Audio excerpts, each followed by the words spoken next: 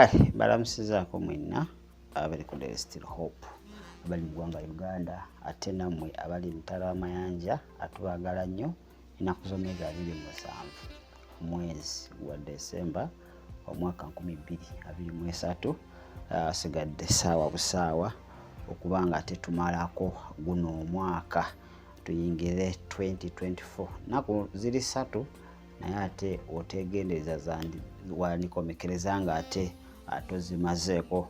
Kitegeeza olina okuba nga ate weekuuma gy'otambulira. Ebifo ebitategeerekeka olina okuba nga ate obyewala ate n'okwennyikira okuba nga osaba kubanga omulabe ye apulaanize kwe kulaba nga ate gwe atomalaako guno omwaka.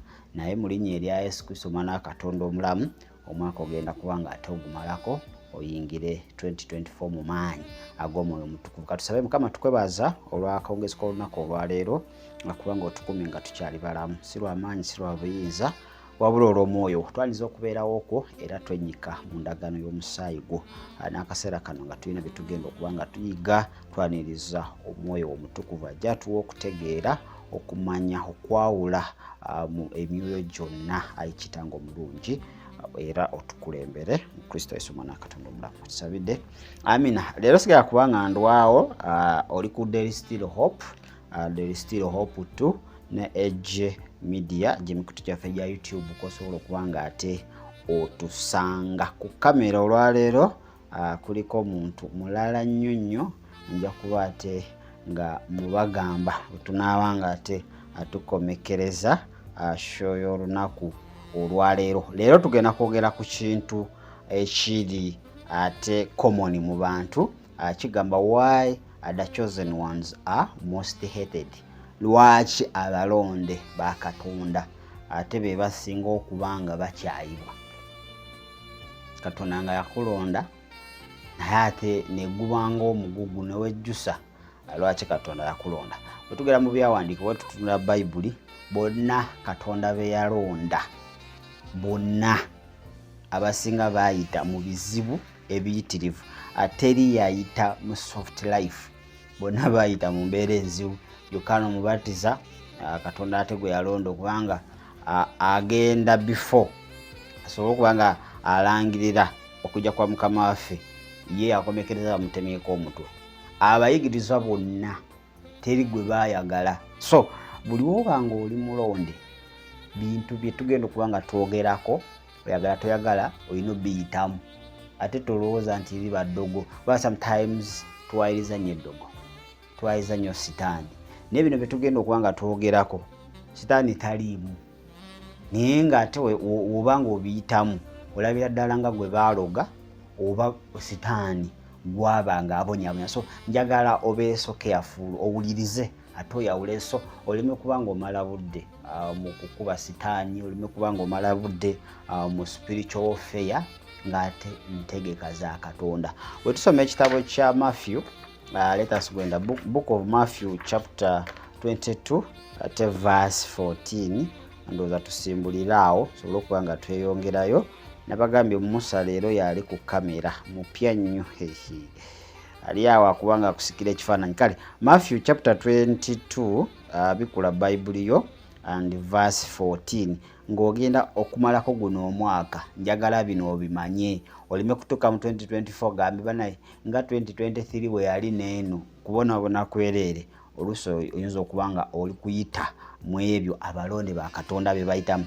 Matthew 22:14 egamba ati for men are called but few are chosen. Abayite bangi naye ate abalonde batono. Kati tuli kwogera ku batono, tetuli kwogera ku bangi, tetuli kwogera ku bayite kuba almost ffenna twayitibwa. Kati twogera ku bana abatono. Bano the chosen abalonde abatono. So wobanga oli mulonde olina balina hatred, balina okukyawa watali nsonga. Ogera nga omuntu akukyaye naye nga tewali nsonga yonna gyakuwadde, tewali nsonga yonna eriwo lwaki akukyaye. Without a reason or with a reason people will hate you.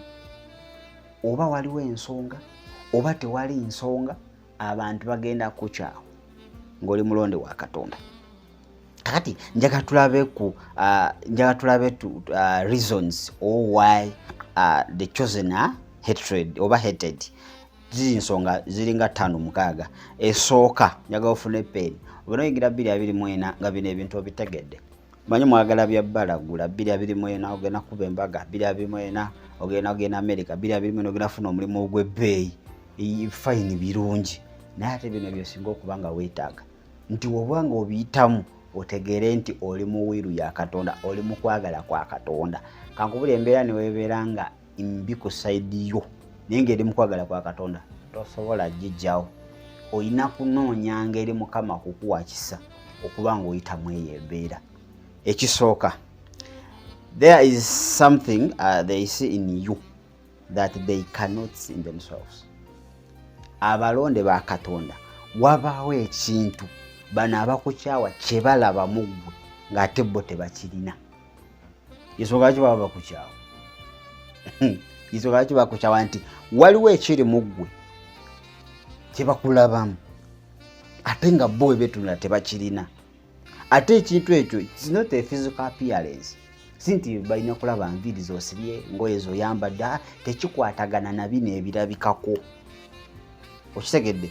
Ekintu ekyo okisitudde munda, Katonda akitadde mu ggwe munda. Kati bwe bakiraba mu ggwe ng'ate bo tebakirina batandika okukyawa. That's one reason lwaki bakukyawa ng'oli mulonde. Waliwo ekiri mu ggwe munda kyebaagala batte. Era tuddayo mu kuzaalibwa kwa Mukama Yesu Kristo. Manyi abantu bakyali mu celebrations za Christmas. Which is a Christmas, that's a pagan day. Tuddeyo mu kuzaalibwa kwa Yesu Kristo. Kerode we baamugamba nti omwana azaaliddwa, olwo olunaku yalukyawira ddala amawulire we yagafuna. Waaliwo ekipya ekyali kizze, ekyali kisinga obwakabaka bwe yali afuga, ekigenda okuba nga kisaanikira obwakabaka bwe. Kati yalina okikikyawa. Kati buli w'obaako ky'ositudde mu ggwe munda nga Katonda yakikutaddemu, abantu bagenda kukyawa. Lwaki bakukyawa? They want you to feel that you are nothing. Baagala owulire nti gwe tolina ky'oli. Weekyawe wakamine bana kyakazi sina mugaso mu buweereza, sina mugaso mu department gye ndimu, kirabika mu bwakabaka bwa Katonda nnyinza okuba sina makulu. Obiveemu, Katonda kyatadde mu ggwe kife. Osobola okuba nga ate osubwa oba manyi Pawulo ayogera ku ngule. Engule yekutegekeddwa. Manyi buli Katonda wakuwa omulimu n'ogukola n'ogumala, wabaawo engule at the end. So Sitaani aba tayagala gw'osobola okuba nga you achieve. So 224 njaga obeere n'amaaso ag'omwoyo si ga mubiri. Otandika okutunuulira abantu bonna abadde bakukyawa 223 nsonga ki? Weeraba nga bakukyawa lwa Katonda kyakutadde mu ggwe munda. Kati totawanagenda mu mizimu, tokuba mizimu, totawanagenda mu spiritual fear. Manyi oli mu kwagala kwa Katonda. Okwagala kwa Katonda bonna abalonde be yayita balina okuba nga bakiyitamu. Ne Yesu kennyini Katonda waffe ennyini yajja ku nsi, he was hated. Why? Kyeyali asitudde mu ye munda, obulamu bwe yali atuleetedde, redemption gye yali aleese kyamuviirako okuba nga bamukyawa. So kati bw'obanga oli mulonde wa Katonda ng'alina kyakutaddemu, bantu bagenda kukyawa awatali nsonga. Bakuleetera okuba nga weewulira nti tolina ky'oli, otandika okuba nga ate obivaako. Naye njaga owulize kino, kyakabenje nnyo abantu okukyawa olw'ekyo ky'ositudde munda naye nga tokimanyi, naye nga ate bo bakimanyi. That's very, very dangerous. Let me make this statement in English. It is dangerous that people who hate you know what you are carrying, but you don't know. Kibi nnyo omulabe okubanga ye ensonga lwaki akulwanyisa agirina, agimanya eri mu ggwe naye nga gwe tomanyi. Kitegeeza you are blind. Ogenda kulwana olutalo nga you are blind, of which you cannot overcome it. Oba muzibe tosobola kuwangula lutalo. ng'akulwanyisa ye alaba ate gwe tolaba. It is impossible. Noba ng'olina ebyokulwanyisa ebyenkana bitya nga ye alina busaale. Kiziba kizibu omuwangula. So 2024 Mukama kuyamba amaaso go gaggule. Omanye ekiri mu gwe munda ekiviirako abantu okuba nga bakola ki? Okukiviirako abantu abo okuba nga ate bakukyawa. Kiki olina okukola? So act and know who you are. Kati gezaako 2024 omanye ki ky'oli. Genda osome 1 Peter chapter 2 verse 9 to 10. Igamba a chosen generation, priesthood. Oli kabona, oli gwanga ddonde, kika kitukuvu. Kati if you don't know that, ogenda kulwanagana n'ebyotateekeddwa kulwanagana nabyo. Abakulwanyisa bo bamanyi gy'ositudde naye gwe tokimanyi. And that is very, very dangerous. Point number 2. Why you are hated. Ng'oli mulonde. Ne wano njagala mwawule. There is being hated because you are chosen of God, and there is being hated nga it is the devil's plan. Nga tekiri mu Katonda.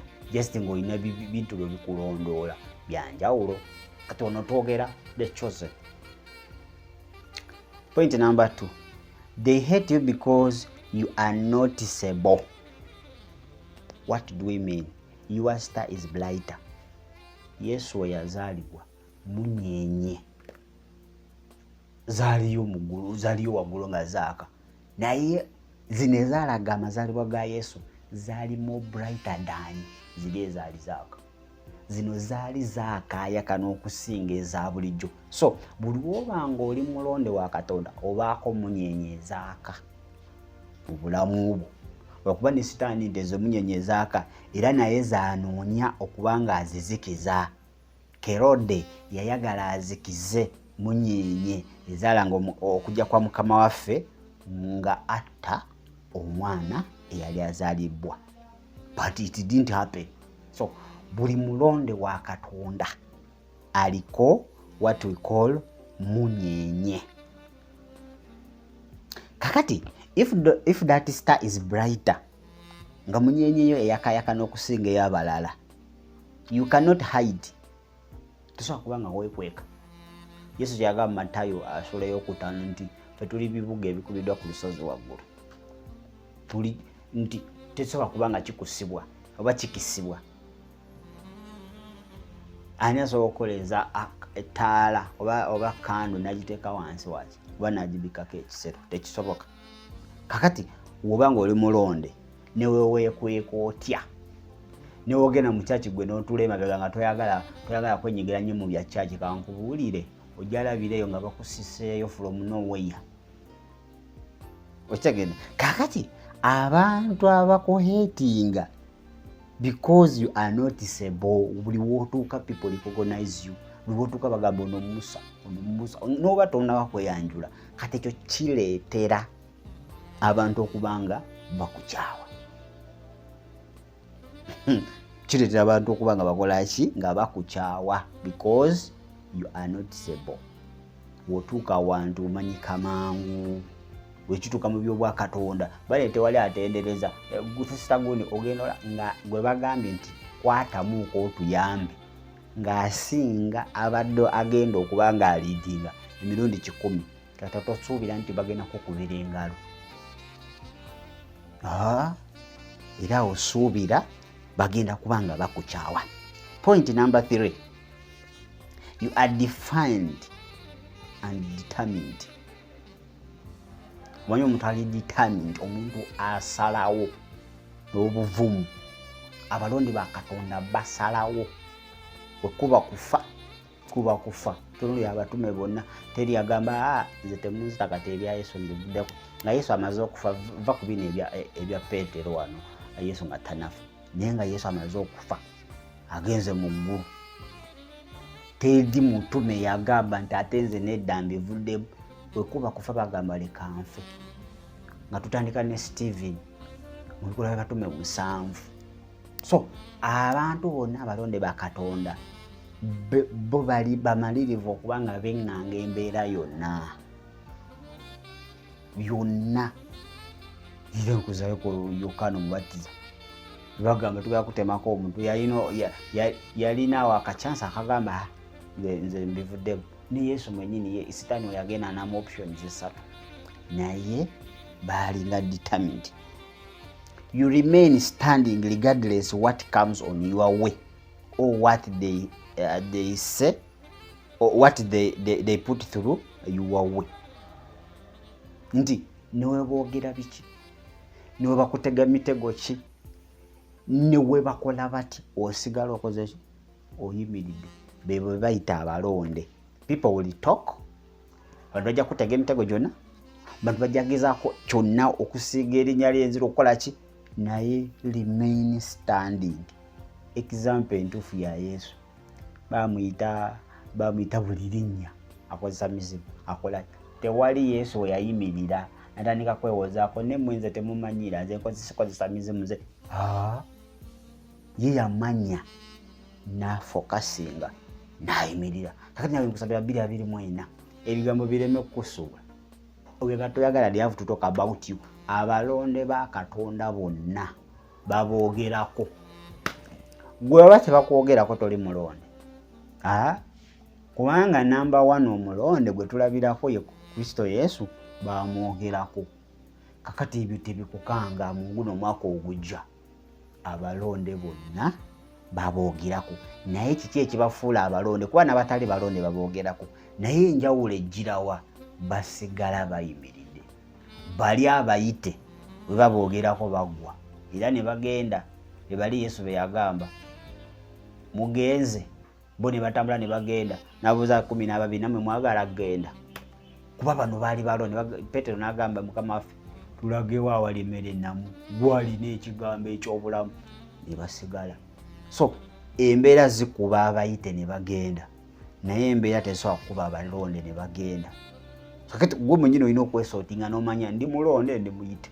Woba oli mulonde regardless what people say, regardless what people put on your way, regardless what they think of you, remain standing.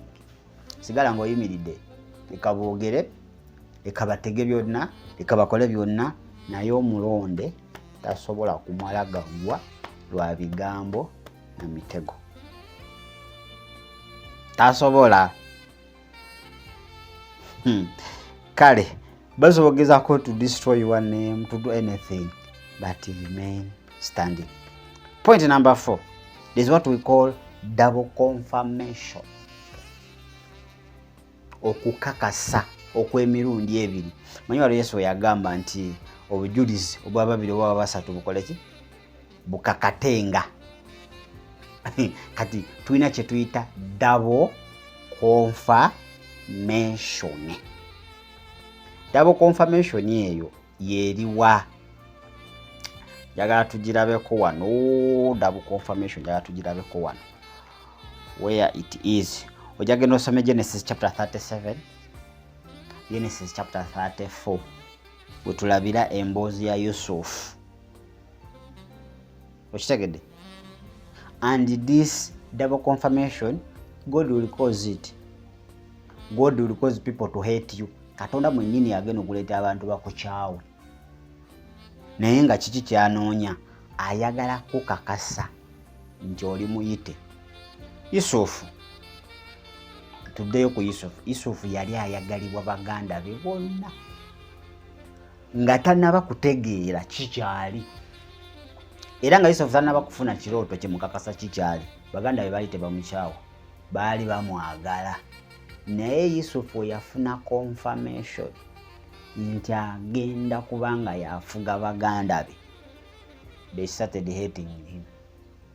Naye ani yaleeta ekyo? Katonda yabaleetera okubanga bamukyawa. Baganda be bamukyawa okuva we bamanya kikyasitudde mu ye. Naye wano nga tanafuna kubikulirwa nga bamwagala.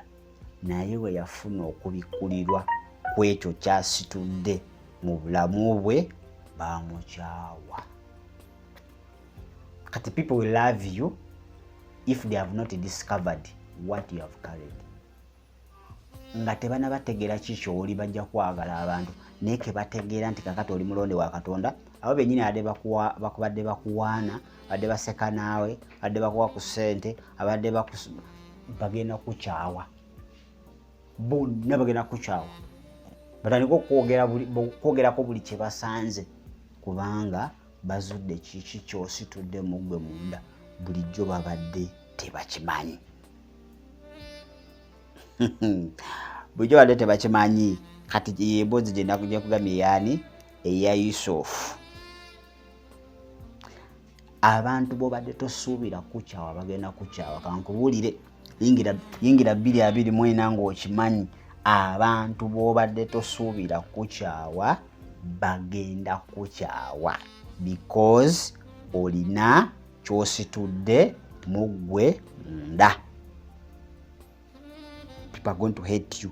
Bobadde tosuubira. God will use your own family members, friends, many others to hate you.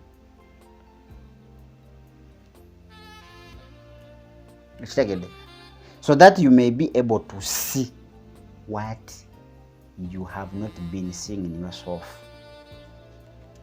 Katonda sookozesa n'abooluganda bo mikwano gyo ne bakukyawa. Bano bennyamba ate bibankola bino kubanga bamaze okuzuula kiki kyositudde gwe kyobadde tomanyi. Kinagambye nga mu kutandika nti it is very dangerous omuntu akukyawa nga yamanyi kyositudde naye nga gwe tomanyi. Very risky. Kati Katonda asobola okukozesa abooluganda, Katonda asobola okukozesa mikwano gyo, Katonda asobola okukozesa bonna family members ba family friends to hate you.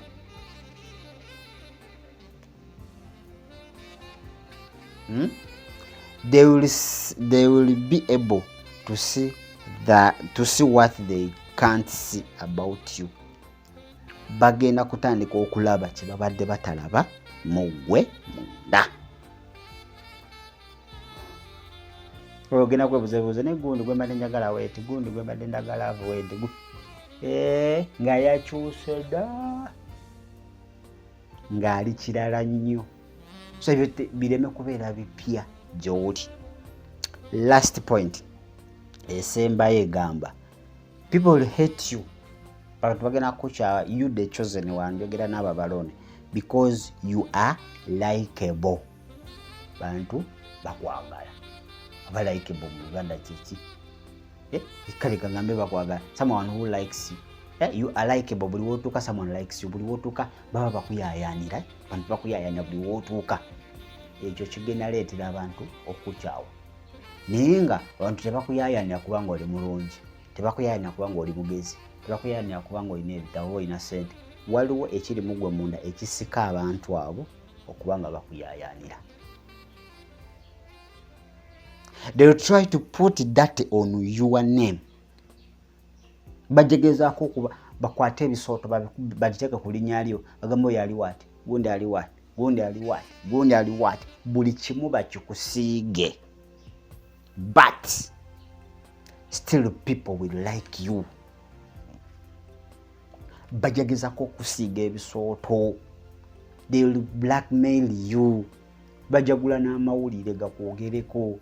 Bagule ba presenter bakwogereko. Bajja kola buli ekisoboka, bajja sasula abantu ssente bakwogereko, naye abantu bajja sigala bakwagala. So the chosen ones babakola ebyo, amanya gaabwe bagasiiga ebitose oba ebikyafu, abantu babakyawe, naye ate gye bakoma bikola abantu gye bakoma baagala. Era kituuza wa Mukama waffe, Abafalisaayo bagezaako buli kimu, Abasaddukaayo bagezaako buli kimu, abawandiisi b'amateeka bagezaako buli kimu, naye gye bakoma bikola ate Yesu gy'akomye okuba ng'ayagalibwa paka leero n'emirembe gyonna.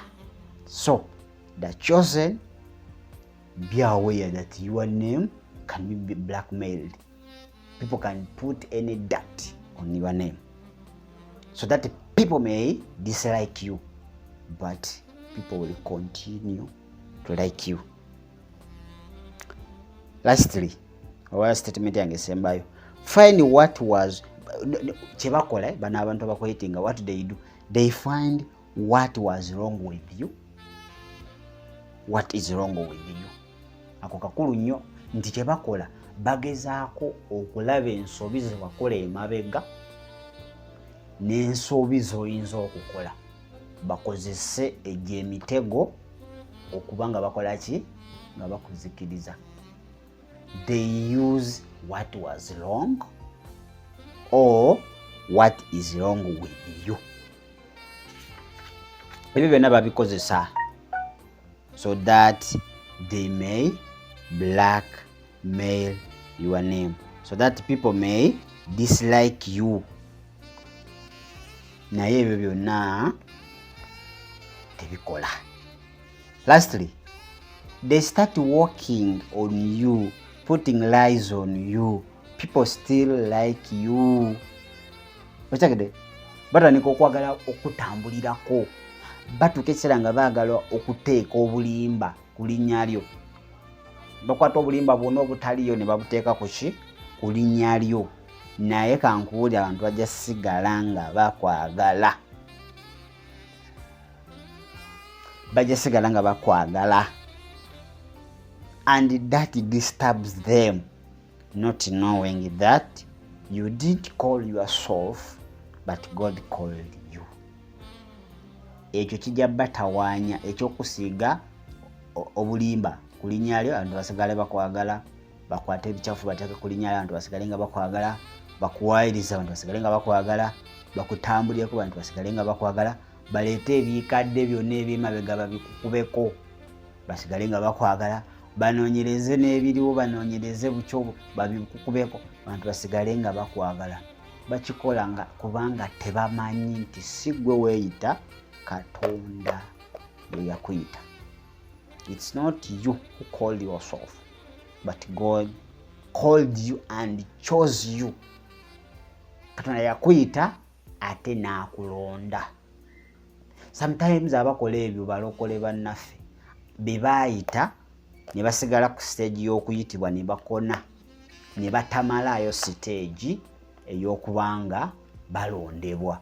So be balina ebiseera ebyo okuteeka obulimba ku manya g'abantu, okuwaayiriza, okuteeka obucafu ku manya g'abantu, because they didn't complete the stage. Bo babulanchingira wano kuba mu Katonda yabayita naye ate ne batalinda kubanga ate baawulibwa. Kakati wobanga oli muyite, if you are chosen, bino ebintu bisatu olina okubiyitamu. You want it or not, you have to experience the three things. One, people have to hate you, nga wenkugambye. Two, people have to reject you. Three, you have to suffer. If you are a chosen, these are three things you have to undergo. One, hatred. People have to hate you. Ngewe bakyawa Mukama Yesu Kristo naye balina okukyawa. Ekyokubiri, balina okukugaana. Kiba abantu abagamba ndiko rejection, nenga oluusi si rejection. Okuyitibwa kwe, okwawulibwa kwe kwe kumusombo watanaba kwezuula.